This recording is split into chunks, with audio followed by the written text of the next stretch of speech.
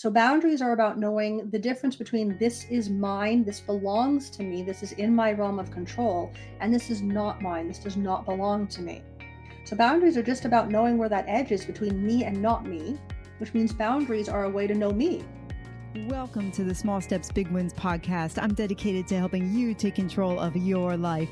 Together, we'll explore practical tips, expert advice, and inspiring stories to help you overcome obstacles and achieve your goals. Making small changes is possible and can lead to big results.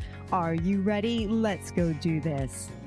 Well, welcome, Jenn. Welcome to the podcast, by the way. Thank you, officially. So you are an emotional resilience coach. You're an author and someone who knows firsthand what it's like to be stuck in the shadows. I pulled that off your website and I thought that was a very interesting way to describe how life has gone for you. And also, I want to dive into your book, How to Set Boundaries Without Feeling Like a Dick. That's an awesome title, by the way. Thank you. But first, I wanted to give you an opportunity to share some of who you are with my listeners. Thank you. Thank you so much. And thank you so much for having me. And I know we're here to talk about like my book, but I got to say, we never got to this off camera, but I read your book too. Oh, thank And you. you've been on quite the journey. You definitely know what the shadows are.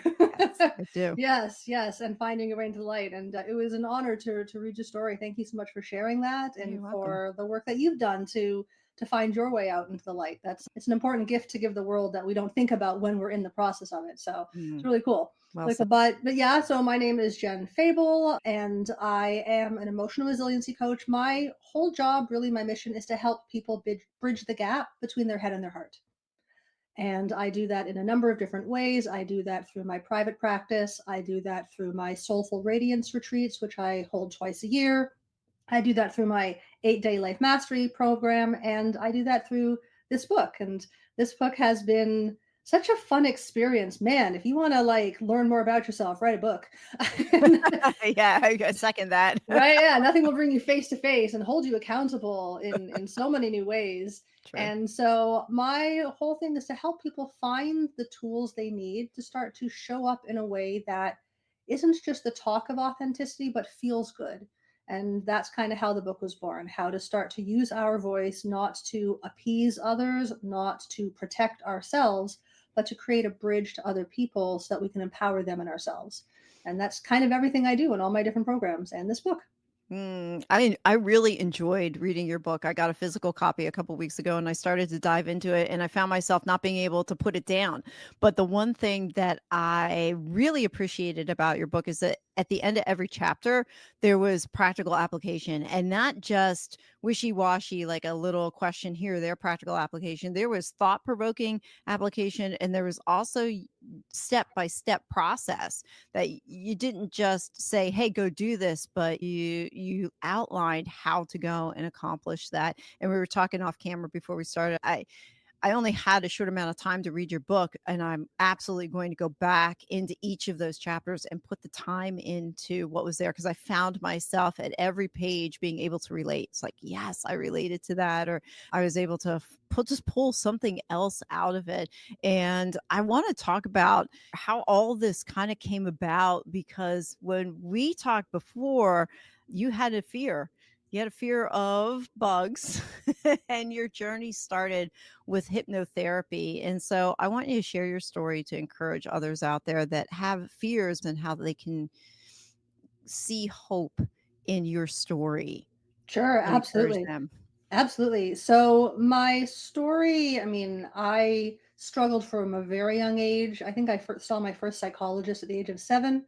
Mhm. I was already starting to show symptoms of anxiety by the age of 5. So it was a long time brewing, but it was when I was 19 that things really came to a head. That's when, graduating high school, you got to go off into the world and be an adult and know what you want and know who you are and know how to make decisions about the rest of your life, which is all wrong, but that's the pressure that we're taught.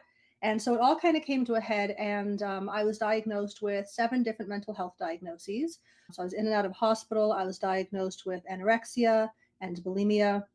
I'd swing between the two: generalized anxiety disorder, obsessive compulsive disorder, depressive disorder. I think I missed that one. Mm. Suicidal ideation and self harm, which means there are scars on my body that I put there.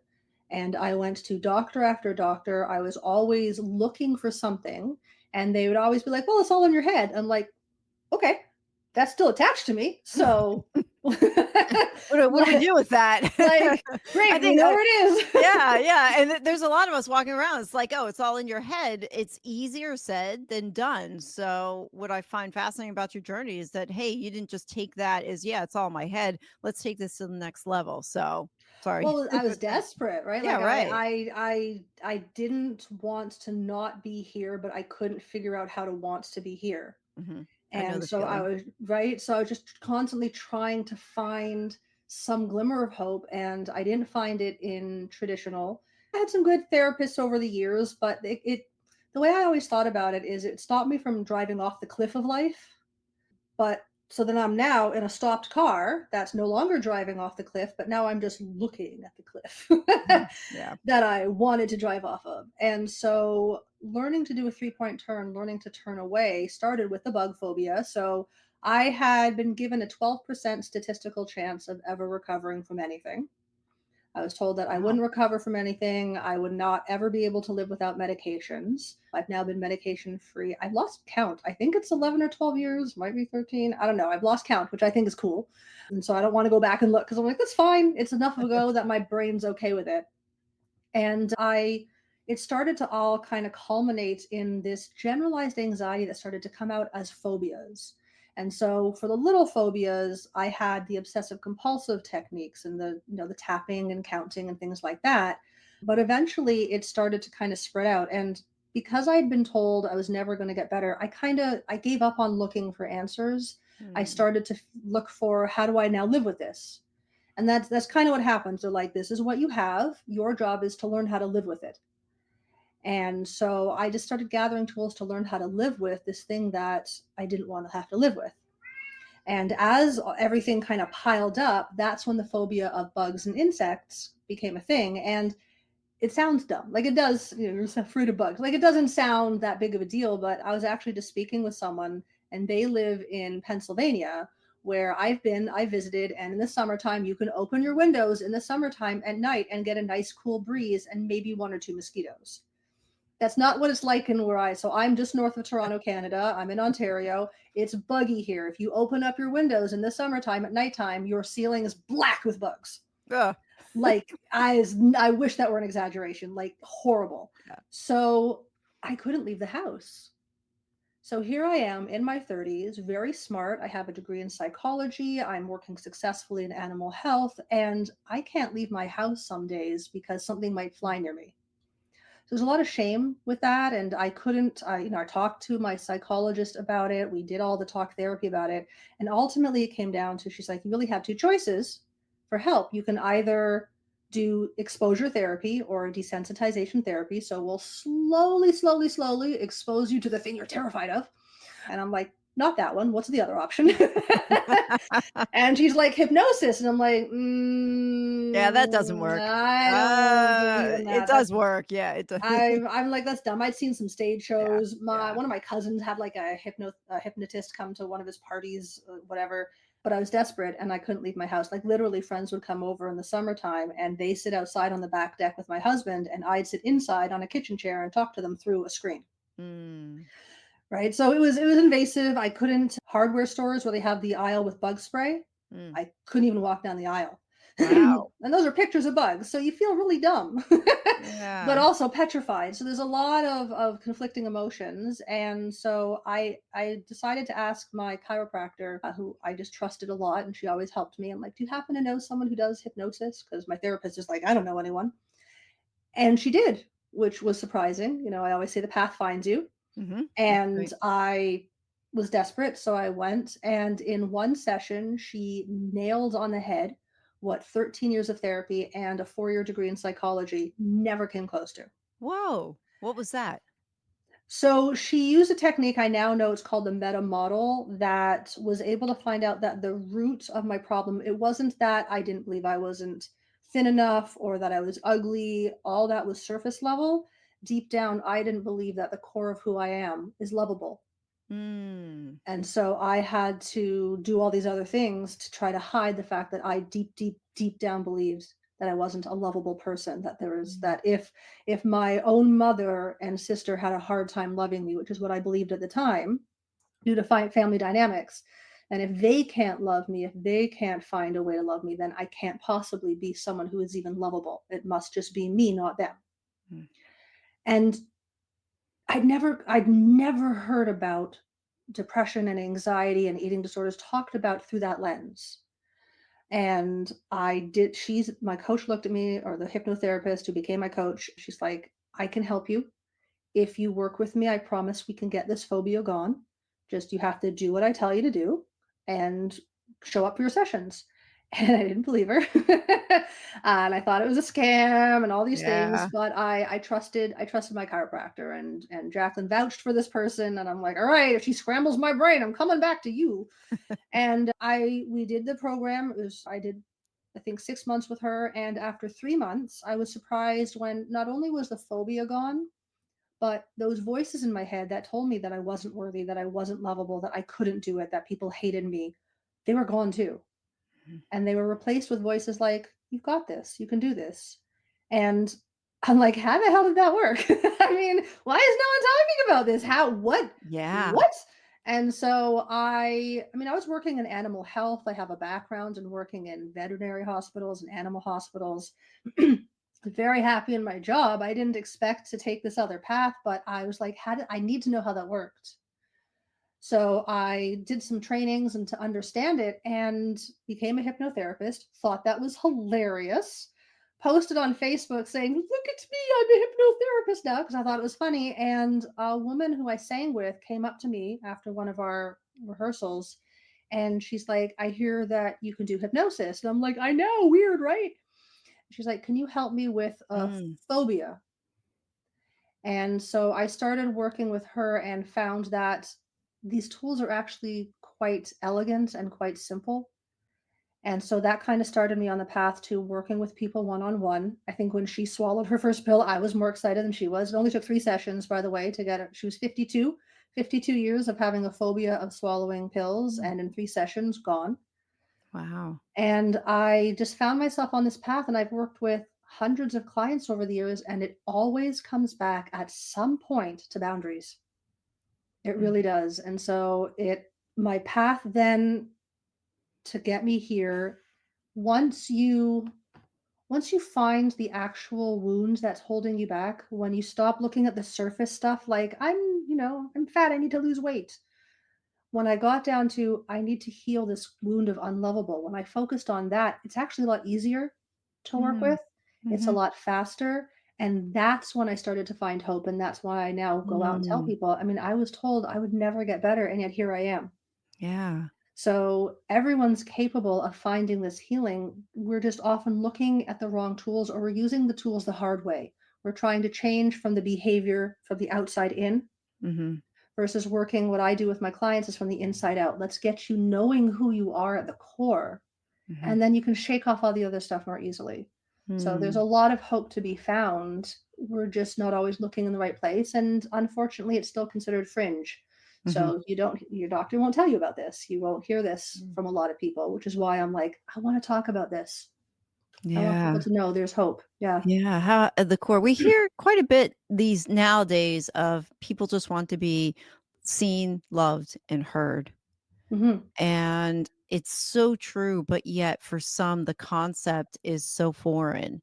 How do I love myself? How do I make, like I thought I was seen, but I'm not, or I am seen, but it's not the way I want to be seen, or I want to be loved. And it's such, like you said, it's on the fringe. It's not, you're not going to see it in mainstream science or medicine at that point. You mentioned boundaries. Hmm. Let's talk about boundaries. Let's talk about how you found that through your journey, you realized it was actually really about setting boundaries. So let's talk about that. Let's start with your definition of boundaries. Sure. So boundaries are how to know where I am and where I am not. What is in my control, what is not in my control. So where do I end and others begin? But not just physically and not just abstractly, but where do I end physically? Okay, my body. Where do I end emotionally? What emotions are mine and what are the people's in my lives? Where is that line between my emotions and their emotions?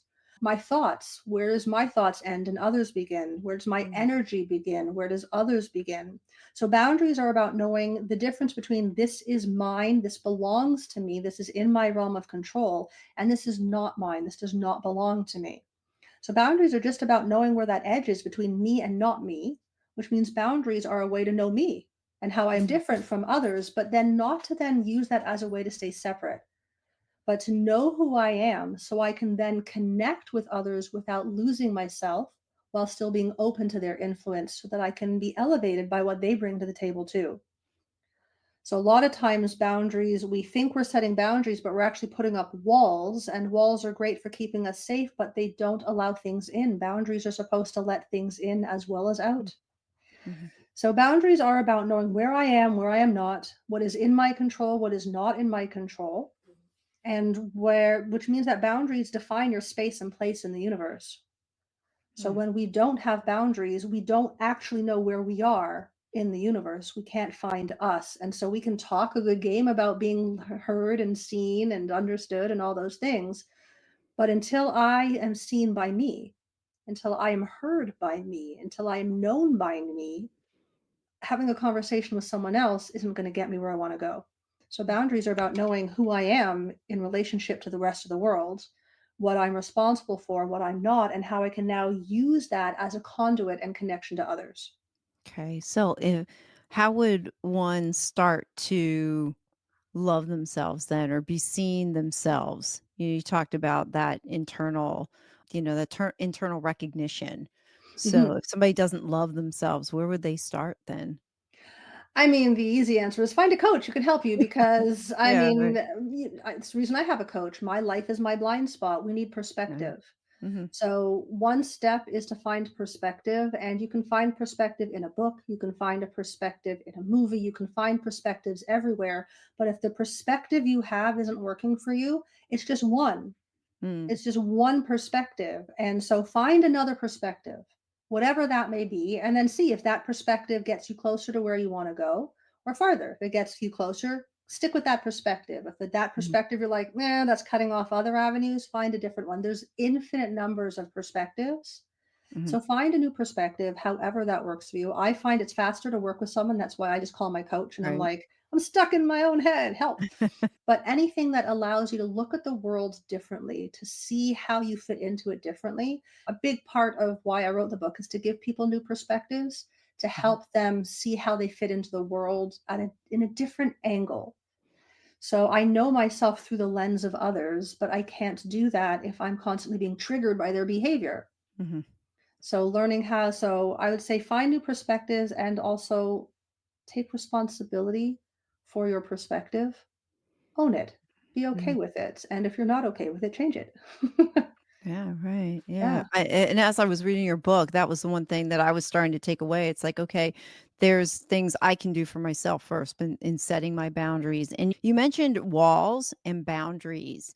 Could you dig a little bit more into the difference between them and maybe give an example? Somebody listening is like, what does a healthy boundary look like, and what does a wall look like, and being able to tell the difference between the two.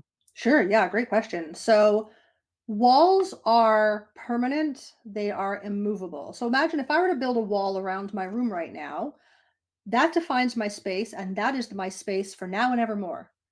It's hard to move a wall. Once I put up a wall, I'm protected from the elements, but I can't grow any more beyond that.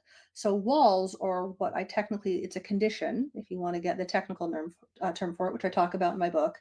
Conditions make it so that it breaks connection with others, but it keeps us safe. So if I build a fortress around myself, I'm safe, but I'm not open to influence from others. I can't collaborate with others. I can't ever grow beyond that one space. And walls need to be guarded, right? If I build, think about like a jail, if you build a wall around a prison, they don't just build a wall, they then build a wall and then they put barbed wire on top and then they have like armed guards. Like you have to put a lot of energy into making sure that wall stays there because it's immovable. There's no bend to it. There's been a lot of storms that have come through our world in the last few months, and the reason certain trees survive and others don't is some are able to bend and some are rigid against the wind. Walls are rigid. They are, you can't talk to me that way. I deserve more respect. These are valid truths, but they're rigid. And so a little too much wind and they get uprooted. Mm, Boundaries are meant to be flexible. They are meant to be negotiable because someone else has boundaries too, and they have needs and wants. And if I'm like, I want this, and you're like, I want this, and now we're on opposite teams. So boundaries are meant to be flexible, negotiable. Instead of saying, you can't talk to me like that, a boundary would be, I would love to be spoken to more gently, or I would love to be spoken to with more respect. That is an acknowledgement of my deep seated desire and need. That's all about me and expressing it in a way that you can understand it. Versus, you can't talk to me that way, which is a condition, which is a wall, which needs to be constantly guarded and or have to always be on alert for who's not mm, talking to me right. A lot of energy wrapped up in that. And it mhm, means we're constantly scanning the world for people who are trying to break down our walls, which means we're going to miss all the people who are trying to connect with us.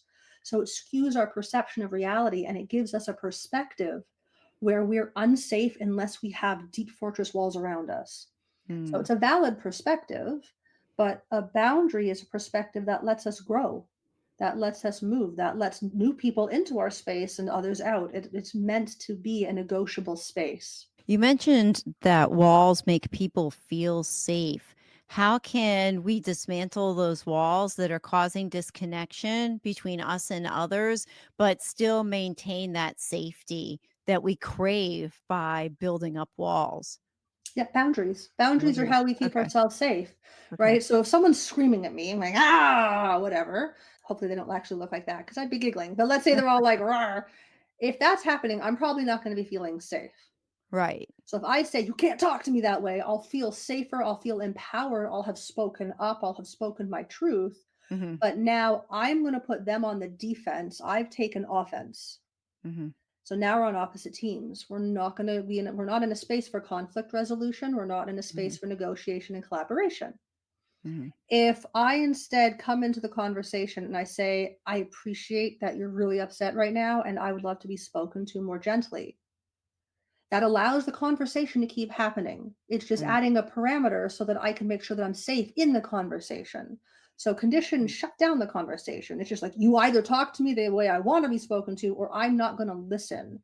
That's a condition mhm. that breaks connection, that removes any opportunity for the conversation to continue. It really, you're done at that point. You're not even talking about the original problem. And a lot of us have had that experience. Mhm. You set a boundary and now you're arguing over that. Mhm. You're not even Yeah. talking about the original problem, so your needs are still not getting met, and now you probably hate each other's guts. Mhm. So that's how you stay safe. You use your words to create a space where you're able to allow someone else in without losing who you are. Mhm.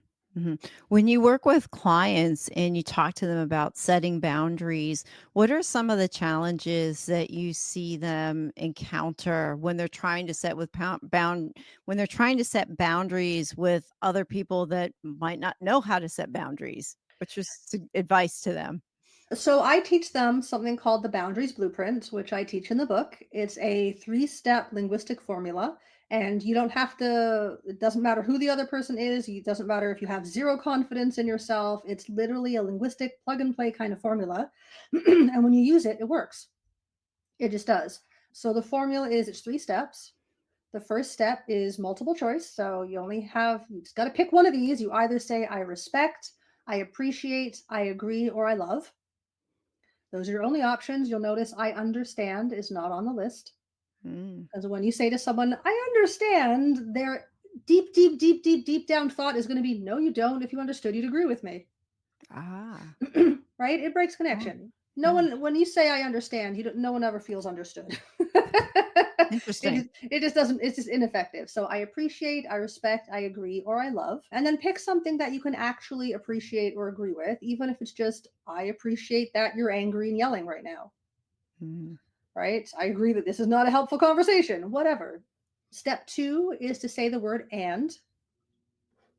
That's it. That's that step. Nice and easy.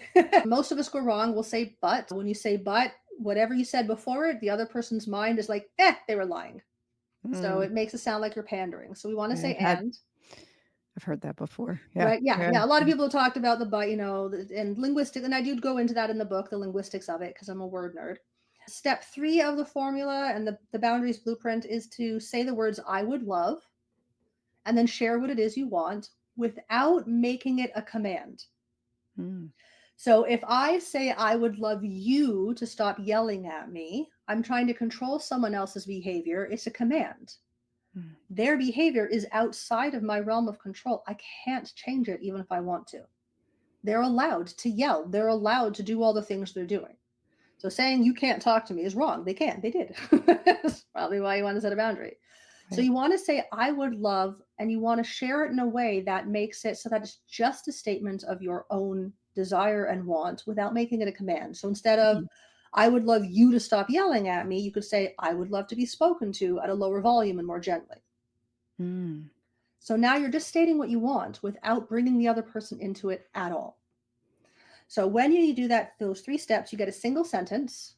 So I appreciate you're really angry right now, and I would love to be spoken to more gently and with more respect.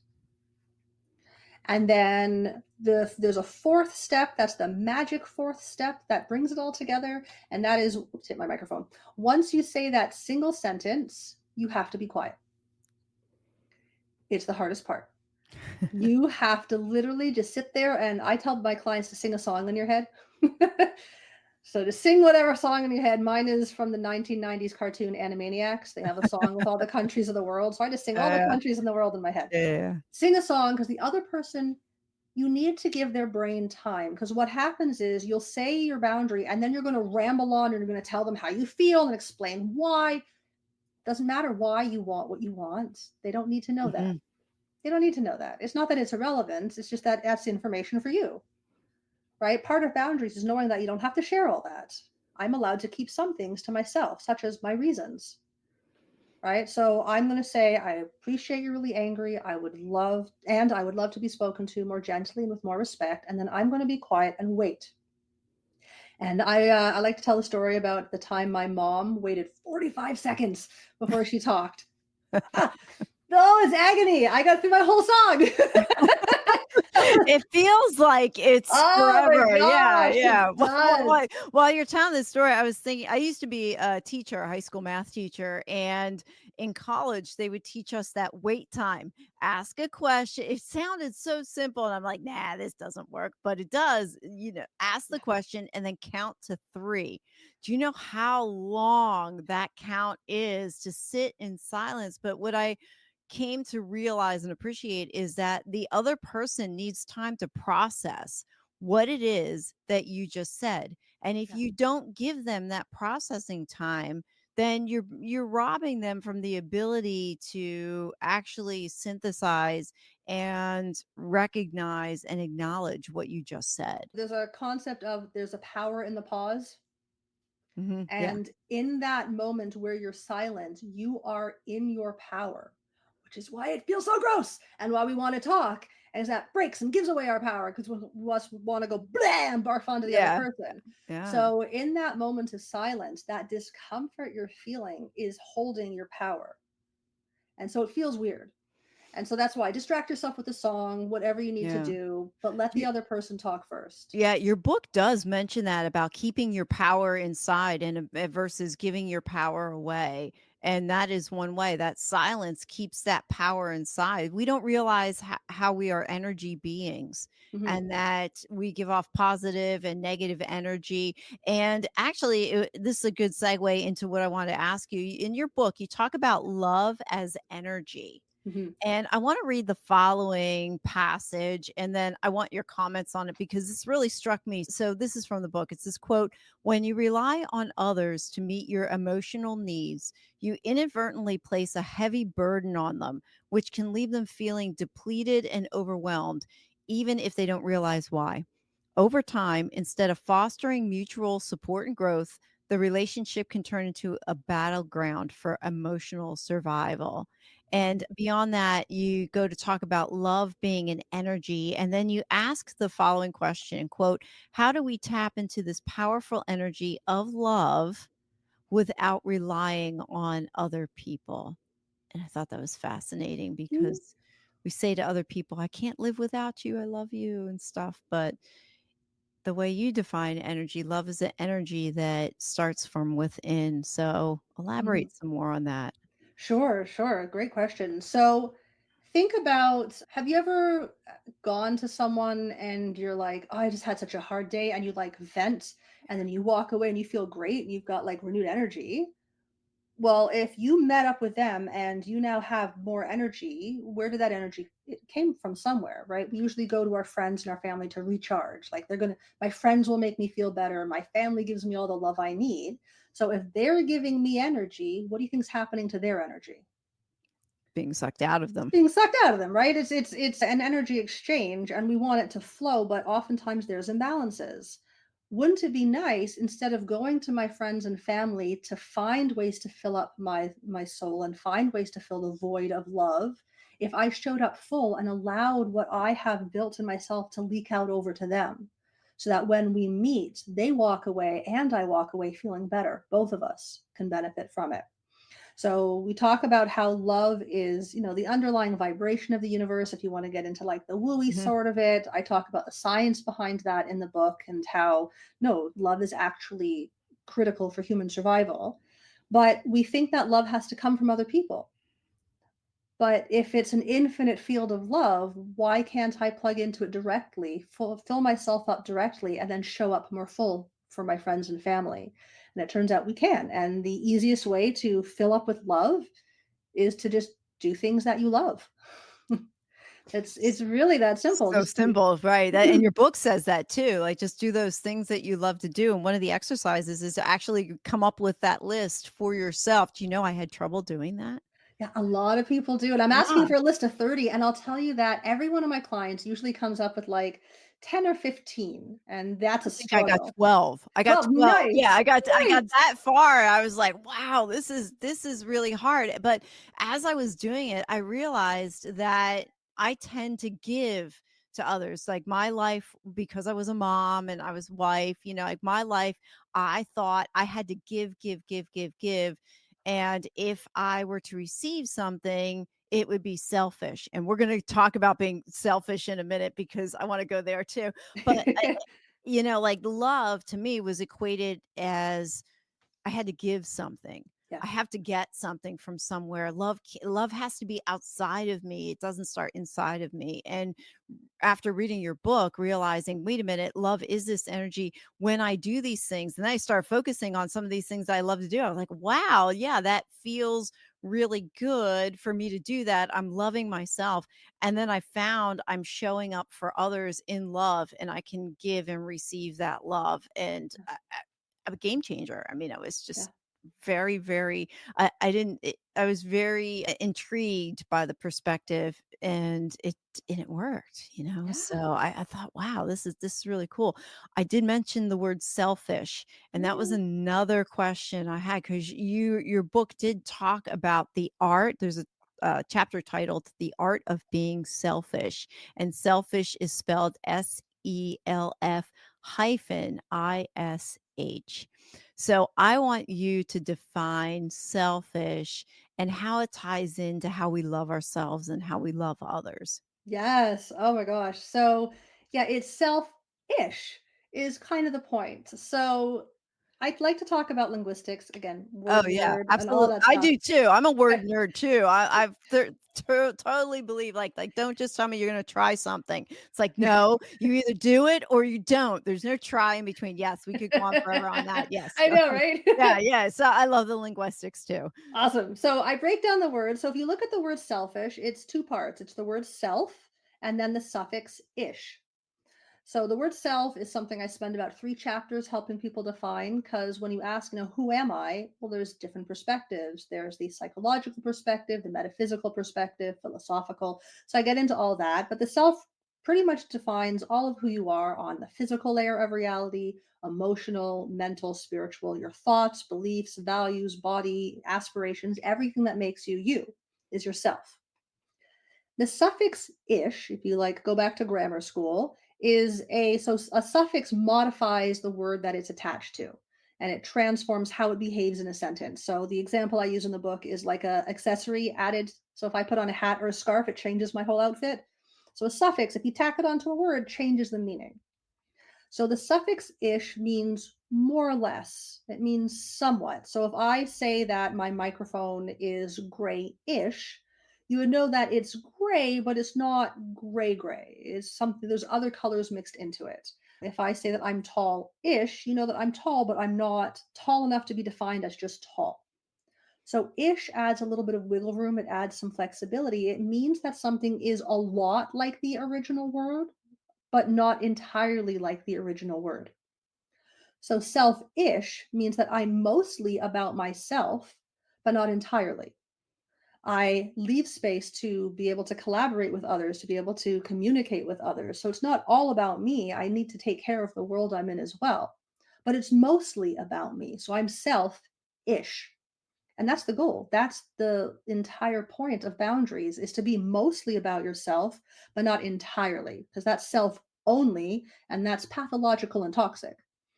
So we don't want self only. We want self first. We want self ish. What does it look like then to be self first? Because selfish, they're like, you don't want to be selfish. Don't be selfish. Put your family first. That's what I grew up with. So, Yep. what does it look like to be self first without being Healthy. selfish? So no, so self first and selfish are the same things. Oh, That's wait, what wait, we wait, want. without being Self only. yeah, society's definition of selfish. Oh, right. So How do you put yourself first without falling prey to society's definition of selfish? right. So when we talk about selfish in society, what we're really referring to is the concept of self only. Okay. That you're about yourself and only about yourself, and that's pathological. That's a problem. So that's how the word is used, but if you break it down linguistically, that's not what it actually is meant to mean. We've Mhm. just buggered it up a little bit in Right, society right. because, so what it looks like to be selfish is to, in any situation, consider your own needs first and then consider everyone else's needs. So self only is I consider my own needs. Done. Others first is I consider your needs and then I consider my own. Others only is I consider your needs your needs and I have no idea what I want, Mhm. which is what a lot of us do. A lot of us are taught that. That's Right. what motherhood is. That's what caring is. That's what love is. Excuse me, the Jerry Maguire kind of you complete me. I'm not whole without you. I can't no. I Yeah. like that whole thing. We're taught Yeah. that anything not that is wrong and is selfish and is bad. I want people to look at the word selfish differently. I want them to return it back to its grammatical roots and make it about so you're mostly about the self, you're about yourself first, but then you consider other people. So in a given situation, what do I want from this situation? So I want to be spoken to more respectfully. Cool. What does that person want? So one of the things I don't talk about it in the book because it would have been like 800 pages long. At some point, I'm like, all right, let's keep it a little shorter. I did have it at one point. I took it out. Excuse me. It is something I do talk about in my 8-day life mastery training that in every conversation, there's three perceptual positions. So there's three perspectives you can take. There's what we Mm, call position one, which is my perspective, where I know what I want out of the situation and my side of things. There's position two, which is the other person's perspective. What do they want? What do they need? Which sometimes we're afraid to ask that because we think that having boundaries means that I shouldn't care what they want. That's their problem. mm, But getting that perspective allows me to communicate more effectively. And then there's a position number three, and it's the eagle of wisdom. Actually, maybe I do talk about this in the book. I think I do. I think this is one of the activities. I think I did keep it in there. The third perspective is imagine that you're in the body of an eagle floating mm, above the dynamic. And from this perspective of wisdom, what can you notice in terms of patterns between the two people? What's the common thread? Because in every interaction, no matter how far apart you are in terms of your ideology and beliefs, there will always be a common thread at least. And so self-ish means being willing to navigate all three of those positions while knowing and holding on to your integrity of who you are. So in codependency or people who identify as empaths, they spend their whole life in position number two, what the other person wants and needs, which means their position is a blind spot. They don't know. Selfish, as society uses it, so self only is only knowing my position and not caring about the other one. Some people are, the spiritual ones are like, I will only see the overhead pattern, which is lovely, but you still don't know what you want. Hmm. So we're meant to be in all three positions so that we know multiple perspectives. And so, weird segue. Years ago, I dated a guy who was in the Navy, and he taught me about triangulation, which is when navigating, as long as you have, and if anyone's official and knows this, I'm sorry if I'm butchering this, but if you have like 3 points of contact, you can navigate anywhere. Yes. So you have 3 points of contact, first position, second, and third, which means that from a perspective position, you can navigate anywhere. So we talked about how to get new perspectives. That's one way to get new perspectives. Explore new perspectives. And when you amalgamate all three and use all three in your communication and decision making, you're coming at it from a much different intention. Hmm. I'm listening to the process going like, wow, this is a lot of work. I relate to the empath, right? Just being completely others focused first. Beside like, yes, boundaries is going to be the answer, but what's one practical thing somebody can do that's going to help them n- knock them out of this where you're only in one position, but to help them to see all three positions to triangulate and make a better conversation, better interactions with the people around them. So in the moment, you're probably not going to be able to pull it off until you've practiced it a few times. So my biggest tip is to practice this not with the person in front of you. Mm. So we're really good. We have this wonderful tool called an imagination, and we use it to scare the hell out of ourselves and pressure ourselves. And that's not what it's meant for. It has much bigger applications. So use your imagination to explore a conversation, either one that's already happened or one that you're anticipating before you go into it. So in the moment, I'm probably not going to be like, hold on, my perspective, their perspective. Like it's going to be tough. So practice Yeah. these tools when you're not in front of another person. Practice them in your journal, practice them in your own time. If you had like a conversation, you're like, well, that didn't go well, then go to your journal and be like, okay, what did I want? In the training that I run, we actually teach it as a technique. And what we do is we have 3 different points on the floor. So we put what X marks the spots. We put like a marker on this side of the room, we put a pencil on that side, and then we have a chair that you can kneel on for the eagle of wisdom. And we actually ask people to walk each step. So standing Mm. by the marker and then looking across and imagining whoever you're in a conversation with, imagine them there. From your perspective, looking at them, what do you notice?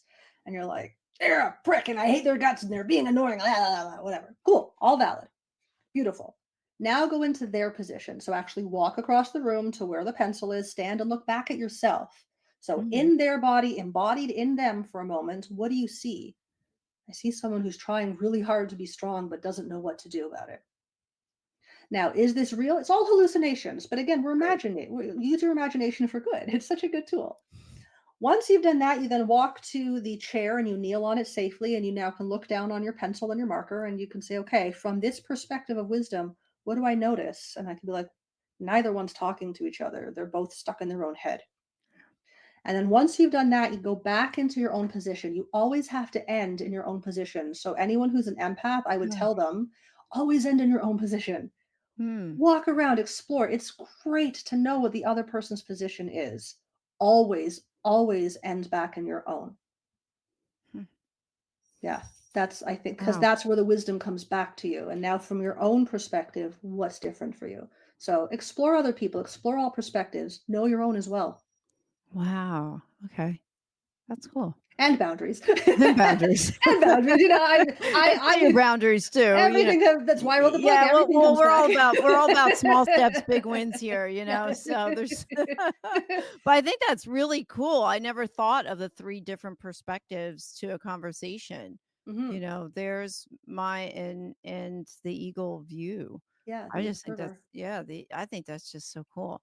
You mentioned, and I mentioned it at the very, very beginning, that for a long time you felt being stuck in the shadows of life. So I want to ask you, what's one thing that you thought would be hard about being stuck there? What was hard about being stuck there, but really turns out it wasn't? And what was one thing that you thought would be easier to get unstuck, but really was more challenging for you? Okay, so what was hard about being in the shadows was not finding hope from people who said that they were in the light. Mm, That was hard because I believe that darkness always has light. There's always a balance point, and so that's what kind of kept me looking. There was always a tiny spark of hope, and it was hard to be in the shadows and know that light must exist, but not see it anywhere around me, mhm, and not have anyone tell me that it was even possible for me. So that was hard. The easier part, finding the light, was so much easier once I started looking in better places. I was looking outside for light, mm, and life changed when I looked inside for light. When I stopped caring about how other people were treating me and instead looked inside for how was I treating myself and what did I know about myself. And once you start looking in the right spot, it becomes a lot easier. And I was like, because a phobia that had plagued me for years, eating disorders, depression, all that 3 months, gone, mhm, like gone, never to be heard from again. So much easier than I'd been led to believe. So much easier. I was just looking in the wrong spot.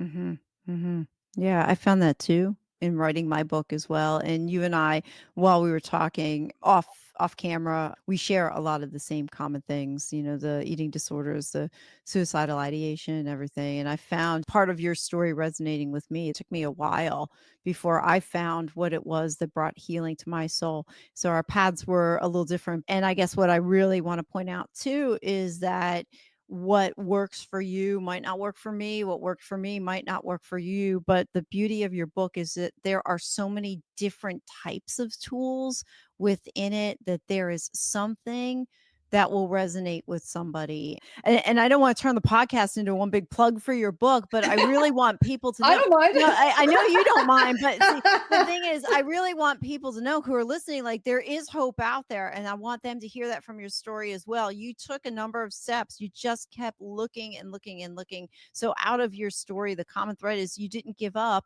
and there was hope out there somewhere. So like I said, when I started reading your book, I'm like, oh my God, there's like so much stuff in here. So I'm so excited to bring this to my listeners, to bring it to the world, to let somebody know that, hey, if you've tried everything and you think there's nothing that's going to work, here's something else that might help you change what's happening to you or change your perspective on what's happening to you. So, 100%. And I'm going to make a bold statement and say that I promise that anyone who reads the book and follows all the steps in the book will find new perspectives on themselves, will find deeper healings, and will find newer ways of connecting with others. Hands down, period. yeah, I think Yeah. so. I felt that too. I mean, I have to go back to it and finish my homework because, like I said, I didn't have enough time. So, Jen, I really appreciate, I mean, we could just talk for like a long time here, but all great conversations do have to come to an end. So I always end my podcast with the core three questions. So I will start those. So the first is, would you please share a book or resource that's had a significant impact on you and how or why it's done that? Sure. So the book that there's a lot over the years, but the one that had the biggest impact is called The Surrendered Wife by Laura Doyle. My coach, when she had me read it, told me that she wanted me to read it because it'll tick me off. It is at its heart a book about boundaries with self. Mm, And I found that book when my marriage was not in a good place at all. And we were on the brink of not being together. And how can I show up differently? And that book gave me actual tools that started me on that path and mm, changed. It taught me a side of being in a relationship that was so counterintuitive to what I'd been mm. taught. And when I did what she told me to do in the book, I noticed massive changes. So I still recommend Wow. that book to people. You either love it or you hate it. Most people are like, ah, but if you can separate your instinctual reaction to it and actually do the 6 core intimacy skills that she talks about, if you can kind of boil that out of it, Mhm. it's a game changer. So Wow. that book was fantastic for me. Oh, Yeah. great, great. The second one, you can take it wherever you want it to go, and it's fine by me. So it's what is one question or topic you wish I would have asked about, and how would you have answered that question or expanded on the topic? Mm. So I think when I typed this out earlier, I talked about my Uh, 8-day life mastery program, right? yeah, yeah, yeah, And and we touched on that we too. touched on that. So Yeah, I mean, I think we talked about that. I think we had a great conversation. So I'm not sure that something yeah. didn't come That's out. okay. Yeah, I that's guess the one thing maybe, which I think I is probably one of the other questions, is hula hoop dancing. I'm a hula hoop dancer, and I never oh get to wow. talk about hooping. But if you come to my retreats, I'll teach you how to hula hoop and why it's so cool. Oh, okay. I'll leave that one for people to reach out to you on to find out the answer on why hula hooping is so cool. It's That's honestly cool. so really fast. It creates sacred geometry shapes around your body and spins Ah, energy and creates vortexes. And interesting. you can't feel sad when you're spinning in a hoop. And anyone can learn how to because there's off body and on body hooping, and it's solar plexus chakra, it's joy, it's all good Oh things. my gosh. Yeah, Wow, I so never many thought about things. that. So many things about hula hooping. I could do a whole talk on hula Oh hooping, my but yeah, gosh. like I said, come to my That's retreat and great. I'll teach you all about hula hooping and why it's such a magical thing. Oh, wow, okay. I'm off to Five Below just to get a hula hoop. Yes. This should be great. As we close, this is my favorite question. As we close, what is one small step that someone can do today that's gonna help them change their tomorrow? I mean, the selfish answer is go buy my book. Well, I was gonna Um, say that too. that's easy. That would I be fun. think one thing I always like to tell people to decide you want it more than you're afraid of it. It's okay to be terrified of the journey. It's okay to feel squirmy, icky, gross about boundaries. And it's okay to feel that and still step forward anyways. That you don't have to wait to feel good. In fact, it can't feel good until you start taking the steps. So decide you want it more than you're afraid of it. And Mm, that one decision will open up doors that you didn't even think were possible. great, thank you. Jen, how can people find you? So they can find me by my website. So my website is btgwellness.com. So BTG stands for Bridge the Gap. So btgwellness.com. You can find all the information there about my private coaching, about my courses. I have some online courses that you can take, live ones. Um, I am on Instagram, but not a lot. And I'm on Facebook, but not a lot because I like conversations. So if people want to hang out with me, I do have a private group on Facebook. It's called the Live Life Unbroken Collective.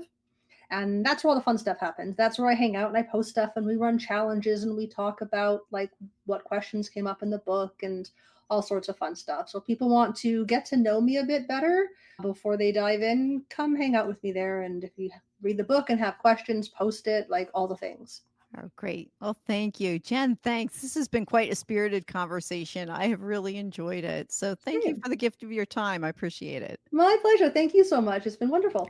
Thank you for listening to another episode of the Small Steps, Big Wins podcast. I value your time with me and I seek to make every moment count. In order to make lasting change in your life, listening is usually not enough. So I want to ask you, what practical steps are you going to put into action today as a result of listening to this podcast? Remember, any step, any action, no matter how small, starts your journey to a big win. And if you're not sure where to get started, reach out to me and let's have a conversation. Until next time, love yourself, then love others. Peace.